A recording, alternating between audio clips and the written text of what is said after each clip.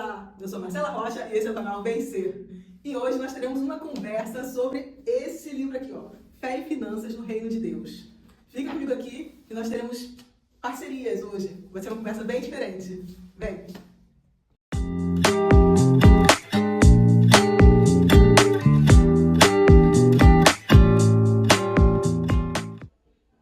Então, pessoal, como eu falei com vocês antes, hoje eu tenho dois amigos aqui e nós vamos falar sobre o livro Fé e Finanças. Mas antes eu quero apresentá-los. Essa é a Nicole, ela é de Canela. Canela, no Rio Grande do Sul. E esse é o Ian, de Goiânia, Goiás. Nós somos alunos da ETED em Florianópolis. Para quem não sabe, a ETED é Escola de Treinamento e Discipulado da Jocum, que é uma agência missionária internacional. E nós temos vários livros, falamos sobre vários temas, e eu no momento estou lendo o livro Fé e Finanças do Reino de Deus, que fala sobre, basicamente, sobre viver pela fé. E isso pode significar várias coisas. Muita gente acha que viver pela fé é você não fazer nada e ficar esperando que tudo de bom caia no seu colo. Mas não é bem assim, exatamente, só que não mesmo. Vocês, o que para vocês significa viver pela fé? Quem quer? Fala você, pode. Então, viver pela fé é algo muito forte, né? Porque às vezes a gente falando, lendo a Bíblia, é muito fácil, né? A gente falar viver pela fé. Mas é algo muito prático, assim, né? A gente acreditar que Deus, Ele vai prover, Ele vai fazer o que a gente precisa e acreditar que o melhor vai acontecer. Mesmo as circunstâncias em volta não estando favoráveis, acontecer o que precisa ser, que a gente espera que aconteça, né? E você, Ian? Para mim, viver pela fé é você viver totalmente dependente de Deus e não por aquilo que você vê, né? Porque em Hebreus 11 diz que a fé é a certeza do que eu não vejo. Então, viver pela fé é você depender totalmente de Deus e não por aquilo que você vê, sabe? Mas é aquela certeza e a convicção. Eu não me movo pelo que eu estou vendo, pelas circunstâncias, mas eu me movo ou por uma palavra de Deus ou por uma ordem de Deus, né? Por algo que eu não estou vendo, mas que eu tenho a certeza. Sim. E muito do que a gente, né, a questão da fé é ler a palavra, né? Isso. Então, se a gente está firmado na palavra, a nossa fé, ela fica na palavra. Agora, se a gente se distancia da palavra, já fica um pouco mais dificultoso, né? E a Bíblia também diz que a fé vem pelo ouvir a palavra de Deus. Então, eu acredito que a nossa fé, ela precisa ser regada todo dia. A palavra de Deus, que é essa água que rega a nossa fé, que nos dá ânimo, que nos dá força. E o que a gente tem aprendido muito aqui na ETED é sobre isso, né? Todos os dias estar fazendo uma meditação e, em cima disso, regar essa nossa fé, Isso. né? Porque aqui a gente tem vivido muitas experiências que têm provado a nossa fé realmente, né? Você teve alguma experiência aqui na ETED que reflete um pouco disso? Sim, em questão de provisão financeira. Os primeiros meses foram bem, assim, intensos, né? Eu acredito que vários de nós foi, né? Mas tu vê, assim, que realmente tu depender de Deus é algo muito bom, assim, porque Ele sempre nos surpreende, né? Essa questão de, tem que pagar a mensalidade, eu preciso cumprir com esse compromisso, né? E chegar aqui, nos primeiros dias, não ter ainda esse valor, me preocupava bastante, mas eu precisei confiar e ter fé de que Deus iria prover. E realmente, assim, quando a gente confia, a gente entrega, Ele faz por nós. Então, essa questão da mensalidade me pegava bastante em questão de preocupação. Mas cada mês Deus tem suprido, assim, tem sido incrível. Você viveu alguma experiência aqui especificamente ou não? Sim, eu vivi. Porque eu vim pra cá também só com uma palavra. Só recebi uma palavra de Deus e tipo, a mesma pessoa que Deus usou para pagar tudo, né? Pagou a taxa de inscrição, pagou o voo, pagou as mensalidades. E, tipo, foi uma pessoa que eu não esperava parecer uma pessoa. E Deus ensinando, né? No começo, eu comecei a ter muitas crises assim, mas Deus começou a falar muito comigo, em questão de confiar. Eu estava fazendo a caminhada num dia de meditação e o Senhor falou para mim assim, olha para aquela montanha. E eu olhei para a montanha e aí ele falou assim, se eu quisesse que você chegasse lá na montanha, eu te levaria até lá, eu colocaria todos os recursos. Mas se você falasse assim, eu vou para a montanha sozinho, você não ia conseguir sem recursos. Chegar no meio, você ia cansar, não ia conseguir, porque é uma montanha muito longe, muito alta, né? Mas se eu for assim, quando eu quero que você chegue no lugar, é eu que te levo, eu preparo todos os recursos, eu coloco pessoas e eu te levo até a montanha. Então eu quis que você chegasse até aqui e eu preparo todos os recursos e vou continuar preparando. Então isso me acalmou e realmente até que o Senhor tem feito eu chegar nessa montanha. E o mais incrível é que quando a gente está dentro do propósito, Deus, ele supre realmente, né? Quando a gente está mais afastado do propósito, a gente sente falta de várias coisas e parece que não flui realmente, né? Mas quando a gente está dentro do propósito, sai gente de tudo que é canto para fornecer, dar oferta, e é muito interessante, né? Não, mas é impressionante mesmo. Eu minha história como um todo, não necessariamente aqui na ETED, mas desde antes. Eu lembro que quando eu fui morar no Maranhão, eu não tinha onde morar, não conhecia ninguém lá. Primeiro, eu trabalhava no buffet de casamentos e a dona do buffet, ela decidiu me ofertar as passagens. E eu fui por obediência a Deus. Um ano antes ele tinha me falado que eu ia.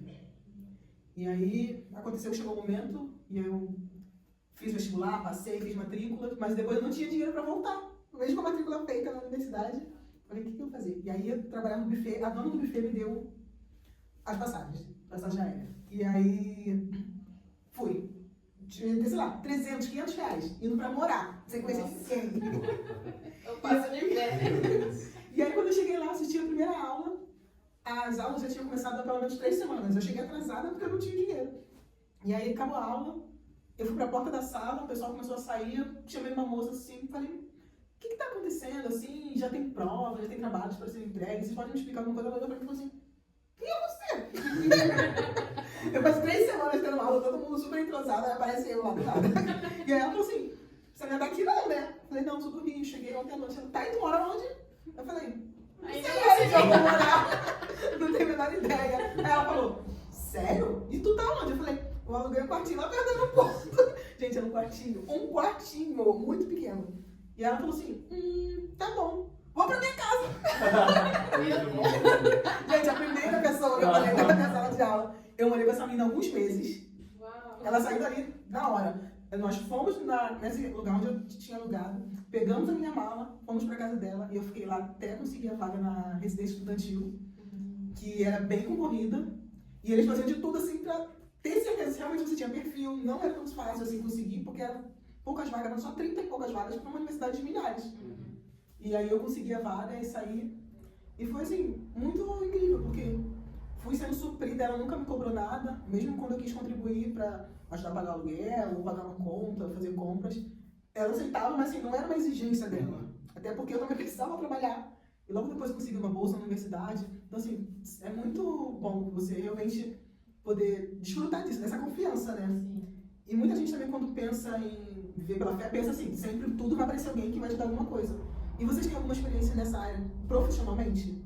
No trabalho, algum emprego que vocês tenham tido? Acho que você empreendia, né? E você já teve alguma experiência disso? Uma época que não vendia nada e Deus mandou alguém? Sim. Aconteceram várias vezes, né? De ter um boleto, vamos dizer, X para pagar e as vendas estarem muito abaixo, assim, e não ter o valor, né? Mas aí eu sempre orava e pedia a Deus, me traga alguma estratégia para que eu possa estar desenvolvendo e eu preciso pagar essa conta, né? Preciso honrar com isso.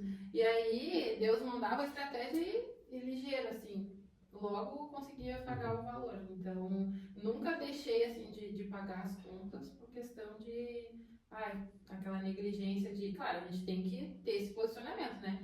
Eu preciso também envolver e fazer o que for necessário, não é só aguardar e esperar que vai cair do céu, porque não cai. Então, nossa, é bem incrível, assim, como Deus age, assim, e Ele quer que a gente se envolva e tenha esse relacionamento com Ele para que a gente também entenda, né, o que Ele quer que a gente faça, então, muito bom. Verdade. Você tem algum nessa área? Não, nessa área não, mas eu vivi uma experiência na questão do desemprego, porque eu era dependente do emprego, e aí então logo quando eu adoeci, né, esse tempo de emprego foi um tempo que eu tinha sido curado, né, de uma enfermidade. Só que eu fiquei 1 ano trabalhando e logo apareceu outra enfermidade, que era a sequela dessa que eu venci. Mas eu, tipo assim, meio que nesse período que eu venci, parece que eu esqueci, sabe, daquela dependência de Deus e comecei, agora eu vou construir isso. Eu comecei agora a eu quero isso, quero aquilo, e quando voltou tudo de novo, né, que não fazia parte da minha cabeça achando que ia acontecer aquilo, e eu falei, e agora, né, parou.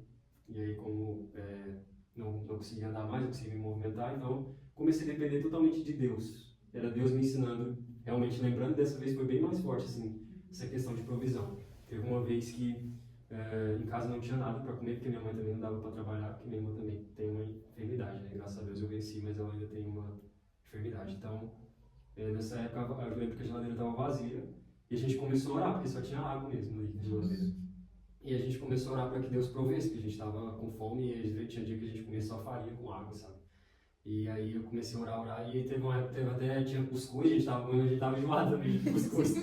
E aí a gente orou, e aí eu lembro que no outro dia chegou uma mulher lá e cozinhou com uma caminhonete cheia de comida. Nossa. E aí A mulher falou assim, então, pode parecer loucura, mas eu sonhei com essa rua, com esse bairro, com esse lote, com esse quadro. Eu sei que parece doideira, mas Deus mandou eu vir aqui. Eu falei, foi Deus mesmo. Eu falei, não foi carne nem sangue que tinha, acho, foi Deus. E tipo, tinha tudo. Eu lembro que a compra da mulher lotou a geladeira e nós temos que pedir o vizinho para emprestar a geladeira para colocar o meu. E aí, tipo, a gente até também deu um pouco pro vizinho, porque tinha muita coisa e a gente compartilhou. Eu lembro que teve comida assim de durar por 2 meses, sabe? Uau. E logo depois disso, o povo começava a saber da nossa história e levar cestas, sabe? Muitas cestas que não tinham onde caber, que a gente tinha também que dar para outras pessoas que estavam precisando. E quando a gente ia dividindo, mais a gente ia ganhando, igual a multiplicação dos pães e peixes. Sim. Então foi um milagre assim, que marcou minha vida. Maravilhoso, realmente. É, Tem que compartilhar isso. eu tenho que falar. Ai, gente, são tantas coisas. Uma coisa que me chamou a atenção aqui nesse livro, que fala por que nós devemos viver pela fé. E eu achei muito interessante aqui, ó. A primeira razão para se viver pela fé é provar que Deus é real. E a segunda é fortalecer a fé. Assim, ouvindo essas histórias, eu fico realmente assim, como não fortalecer a fé? A gente prova que Deus é real, mesmo nós provamos. E quando a gente testemunha, a gente fortalece a nossa fé. Sim. E de quem está ouvindo também, muito maravilhoso Verdade, isso. verdade. Ai, de tantos testemunhos que eu pensei. Você quer compartilhar mais algum? Teve algum. Na época eu estava fazendo a minha cidadania e chegou uma fase que acabou todo o meu dinheiro, né? E aí eu estava morando na Itália, né? E teve essa época que eu estava com 5 euros na carteira. E eu não tinha mais nada o que comer, a geladeira já estava vazia, né? Bem parecida com a tua experiência. Eu disse, meu Deus, o que eu vou fazer? 5 euros não dá pra nada, né? E eu ainda tinha que ficar mais 2 semanas pra fechar todo o período, porque daí eu já estava com a passagem marcada. E aí eu disse, Deus, eu não quero me preocupar com isso, porque eu sou uma pessoa muito ansiosa. Mas eu entreguei, assim, eu disse, olha, Deus, se eu tiver que passar fome, tá tudo bem. Mas o Senhor sabe que eu preciso e eu necessito. E aí, no outro dia, quando a gente tinha culto na igreja, veio uma senhora com uma caixa cheia de comida, assim. E aí eu disse, meu Deus, não vou passar fome, não vai ser dessa vez. Então foi muito incrível, assim, como Deus, a gente conversa, pede, e Ele sabe que a gente precisa e logo Ele responde, né? Porque a nossa fome é algo imediato, né? Sim. Não tem como deixar passar 1, 2 semanas, né? Sim. Outras coisas a gente consegue, às vezes, dar um jeito, mas a fome é algo muito necessário, né? Então foi uma experiência bem forte. Não, é muito marcante mesmo. E o que eu acho mais legal da história de vocês dois, assim, é que Deus mandou a provisão sem necessariamente ser dinheiro. Sim. Exato. Porque as pessoas falam, vai ter que mandar dinheiro, eu tenho que ir, não sei o quê. Não. Ele supre do jeito que ele quer, Sim. da maneira dele. Alguém podia te enviar um dinheiro, ou você conseguir, surgiu uma oportunidade, vou fazer um trabalho.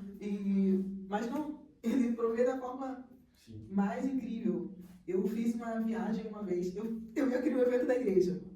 E eu era adolescente, eu devia ter uns 17 anos, assim. Eu queria muito participar daquele evento, eu era do Rio de Janeiro e o evento era em São Paulo.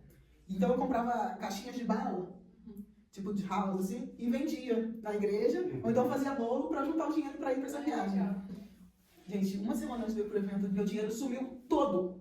Todo o dinheiro que eu tinha juntado pro evento sumiu. E eu falei, só vou pagar quando eu conseguir juntar o dinheiro todo do transporte, do alojamento e tudo mais. Gente, nada. Aí eu falei, aí indo pra casa um dia, eu achei R$5 voando assim, ó. Aí eu falei, vou pegar outra caixa de bala. Na época dava, né? Aí eu peguei aqueles R$5, comprei outra caixa de bala, vendi de novo, voltando uma semana ainda. E aí, de novo, gente. 2 dias antes do evento, meu dinheiro sumiu. Como assim sumiu? Gente? Sumiu, o dinheiro desapareceu em casa. Não tinha conta no banco na época. E aí, gente, desapareceu. Eu nunca achei muito dinheiro. E aí, voltando pra casa já um dia antes do evento, triste, porque eu tinha trabalhado um monte pra conseguir aquele dinheiro. Chegando quase em casa, eu achei de novo R$5. Falei, não vou mais pro evento, mas eu vou deixar R$5 voando. E aí, peguei, fui pra casa triste, né? Aí dormi, já era tarde. Quando foi no outro dia de manhã, eu acordei e falei assim, quer saber? Eu vou ligar pro pessoal do evento pra deixar uma boa viagem. Eu não vou, mas eu vou ficar feliz por eles. E aí o rapaz falou assim, na época, gente, era muito difícil ter telefone. Ninguém tinha esse negócio de todo mundo ter celular, telefone em casa. Naquela época, minha mãe tinha telefone em casa. E aí eu consegui ligar e falei, olha, tô ligando só pra desejar uma boa viagem pra vocês, que aproveitem, vai ser muito legal.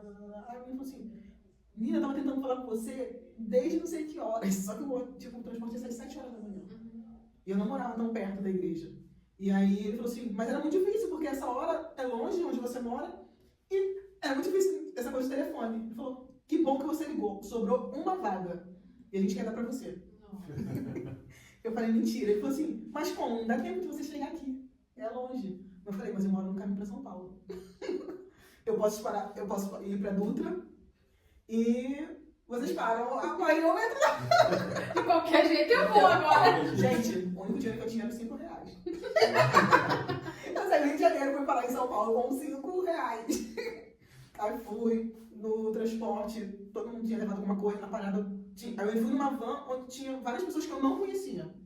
A van do pessoal que eu conhecia foi na frente e eu fui na outra que eu não conhecia. Aí ali fiquei amiga do pessoal. Aí na parada, eu fui ao banheiro, quando eu voltei, alguém já tinha comprado um lanche pra mim. Eu falei, gente, as pessoas que eu nem conheço. E não sabiam da história, que eu não tinha dinheiro. Sim. Não eram pessoas tipo, do meu grupo. Falaram, não, a gente sabe que você não tem dinheiro, não. Não, eram pessoas que não sabiam de nada. E mesmo assim elas compraram, me deram. Aí eu fui pra São Paulo com esses R$5, cheguei lá, passei o dia, foi um evento, a gente ia e voltava no mesmo dia. Eu voltei pra casa com um troco de R$5 ainda.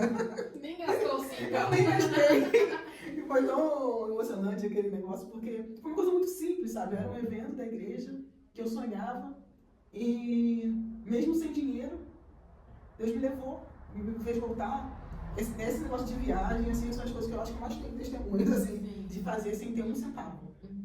E Deus me levar para lugares e me colocar em hotel, botar as pessoas visíveis nas casas delas. Então, é muito maravilhoso realmente provar esse cuidado de Deus. Fico muito feliz.